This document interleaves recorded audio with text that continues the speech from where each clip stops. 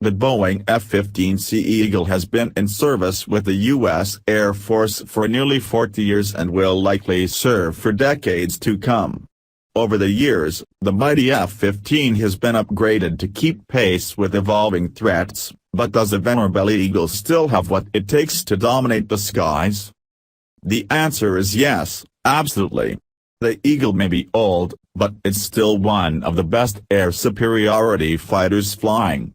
The only operational aircraft that is definitively superior to the F-15 in most respects is the Lockheed Martin F-22 Raptor. Other machines have the edge in certain aspects, but the F-15C is still competitive overall despite what the business development departments at various rival contractors might say.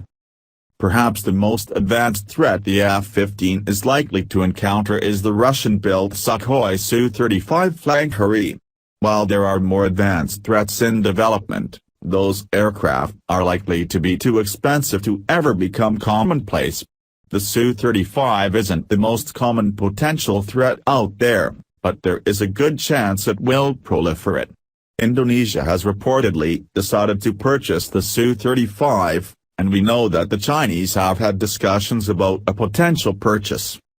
The Su-35 is a genuinely dangerous war machine, and in many metrics, it matches or even exceeds the capabilities of the latest upgrades for the F-15.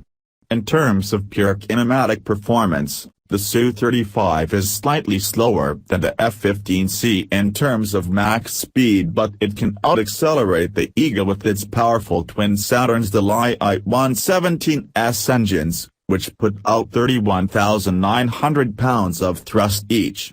Further, when the jet is relatively lightly loaded, it can maintain supersonic speeds without the use of its afterburners.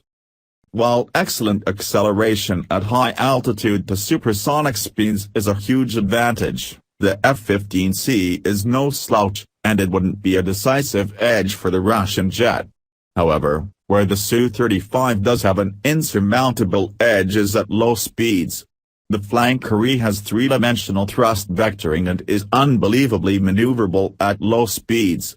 However, given the advent of helmet-mounted cueing systems and high off-bore sight missiles like the AIM-9X and Russian R-73, more often than not, close and visual encounters tend to be mutual kill situations, as many pilots can attest. A lot of it is going to come down to pilot skill and, frankly, luck. At longer ranges, the F-15C and the F-15E still have the advantage over the Su-35 with their active electronically scanned array radars. The Raytheon APG-63, V-3 and APG-82, V-1 on the two Eagle variants are still considerably superior to the Su-35's Tikhonov Z-phase array radar.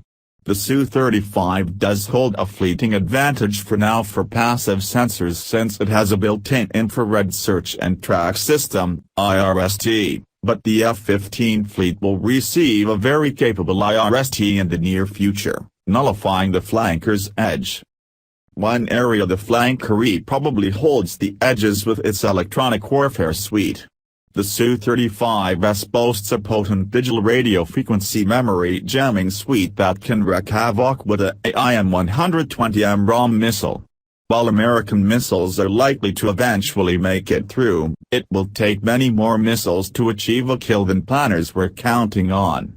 The Su-35, meanwhile, carries a huge arsenal of air-to-air missiles versus the F-15 fleet's obsolete defensive electronics. The U.S. Air Force is keenly aware of the problem, which is why it places such emphasis on the $7.6 billion Eagle passive, active warning and survivability system upgrade. The real dilemma is that the Su-35 and the current-day F-15 Eagle are comparable, and that it's what is worrisome for the U.S. Air Force. The service is used to fighting adversaries where it has a huge technological advantage. Against the Su-35 that deficit does not exist, and the Flank-Harry even has some advantages over the Eagle. Overall, if all things were equal, even a fully upgraded F-15C with the latest AESA upgrades would have its hands full versus the Su-35. but that would mean the United States would be fighting a war against Russia or some other great power, like China. That's not likely to happen. More likely to happen is that F-15 would run into a Su-35 operated by some third-world despot. The pilots are not likely to have the training, tactics or experience to fight against an American aviator with the realistic chance of winning. Further, Russian jets are not exactly known for their reliability. Combine that with poorly trained maintenance crews and lack of spare parts, some random third-world power is not likely to be able to generate a fully operational jet much of the time. Furthermore, other than Russia and China, a potential adversary is not likely to have an AWACS or full ground-controlled intercept capabilities, which further hampers the enemy. Bottom line, unless the F-15 is fighting World War III, the Air Force is probably going to be okay keeping the Eagle in service for another 2 decades. It might not be the one-sided turkey shoot the Air Force has gotten used to, but the United States isn't in danger of losing air superiority.